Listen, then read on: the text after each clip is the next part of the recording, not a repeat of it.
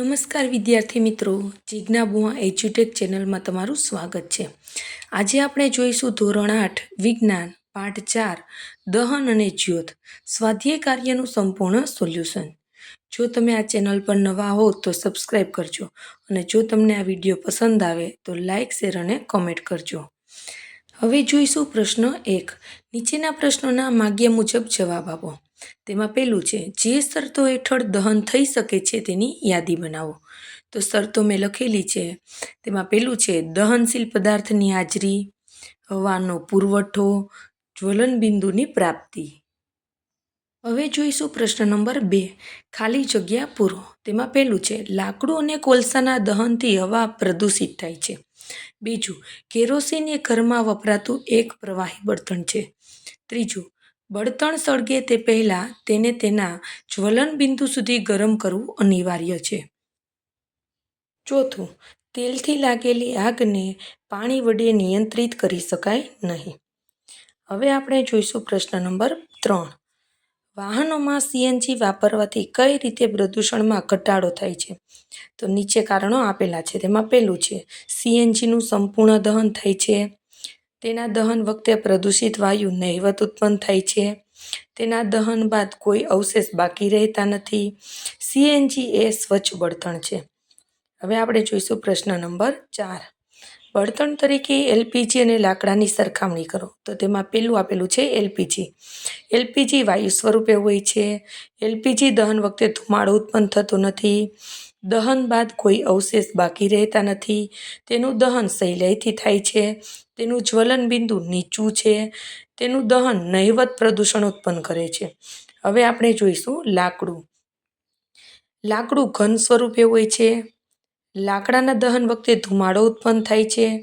દહન બાદ રાખ અવશેષ રૂપે રહે છે। તેનું દહન થતાં ઘણીવાર વાર લાગે છે। તેનું જ્વલન બિંદુ ઊંચું છે। તેનું દહન વધારે પ્રમાણમાં પ્રદૂષણ ઉત્પન્ન કરે છે। હવે આપણે જોઈશું પ્રશ્ન નંબર 2। લાકડા કરતાં એલપીજી એ ઘર વપરાશનું વધુ સારું બળતણ છે।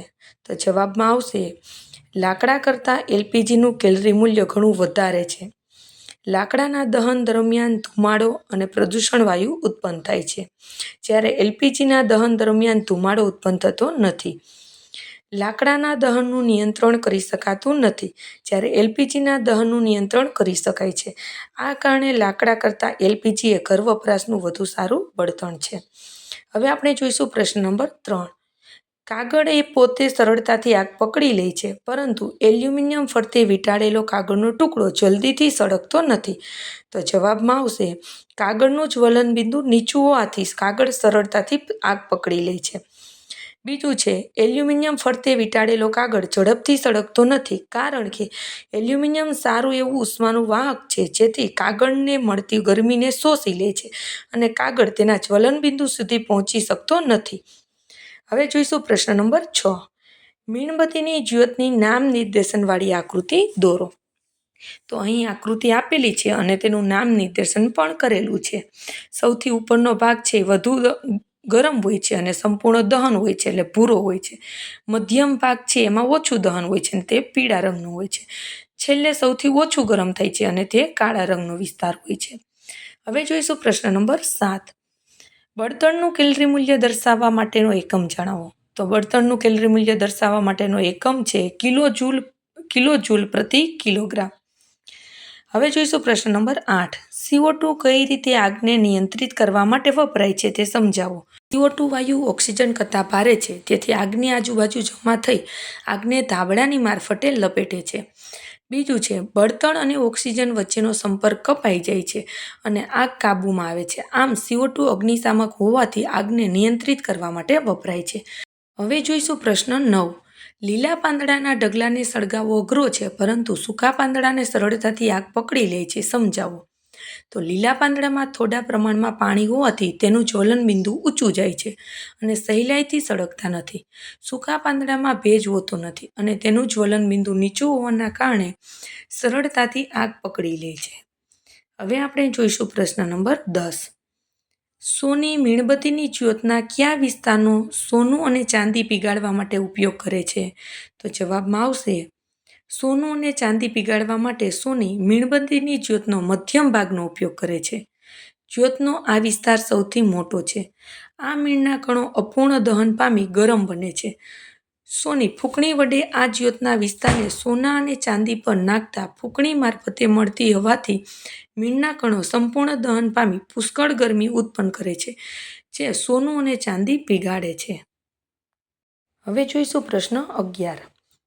4.5 કિલોગ્રામ બળતણનું સંપૂર્ણ દહન કરવામાં આવ્યું. તેમાંથી ઉત્પન્ન થતી ઉષ્મા 1,80,000 કિલો જૂલ નોંધાઈ. બળતણનું કેલરી મૂલ્ય શોધો. તો બળતણનું કુલ દળ છે 4.5 કિલોગ્રામ. એને આપણે ગ્રામમાં ફેરવશું એટલે 4,500 ગ્રામ થશે. ઉત્પન્ન થયેલી ઉષ્મા છે 1,80,000 કિલો જૂલ. બળતણનું કેલરી મૂલ્ય ઉત્પન્ન થયેલી ઉષ્મા પ્રતિ બળતણનું કુલ દળ. બળતણનું કેલરી મૂલ્ય 1,80,000 કિલો જૂલ પ્રતિ 4,500 ગ્રામ. તો બળતણનું કેલરી મૂલ્ય મળશે આપણે 40,000 કિલો જૂલ પ્રતિ કિલોગ્રામ. હવે જોઈશું પ્રશ્ન નંબર 12.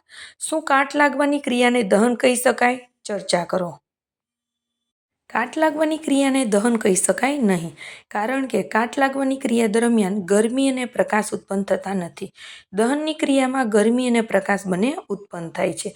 તેથી કાટ લાગવાની ક્રિયાને દહન કહી શકાય નહીં. હવે જોઈશું પ્રશ્ન નંબર 13. આબિદા અને રમેશ એક પ્રયોગ કરી રહ્યા હતા, જેમાં પાણીને બીકરમાં ગરમ કરવાનું હતું. આબિદાએ બીકરને વાટની નજીક મીણબત્તીની જ્યોતના પીળા ભાગમાં રાખ્યું. રમેશે બીકરને જ્યોતના સૌથી બહારના ભાગમાં રાખ્યું હતું. કોનું પાણી ઓછા સમયમાં ગરમ થઈ જશે? જવાબમાં આવશે રમેશે ગરમ કરવા રાખેલું પાણી ઓછા સમયમાં ગરમ થઈ જશે, કારણ કે તેણે બીકરને જ્યોતના સૌથી બહારના વિસ્તારમાં રાખ્યું હતું. જ્યોતની સૌથી બહારનો વિસ્તાર ભૂરા રંગનો, જે સૌથી વધારે ગરમ હોય છે. જો તમને મારો વિડીયો પસંદ આવ્યો હોય તો લાઇક, શેર અને કમેન્ટ કરવાનું ભૂલશો નહીં. Thank you.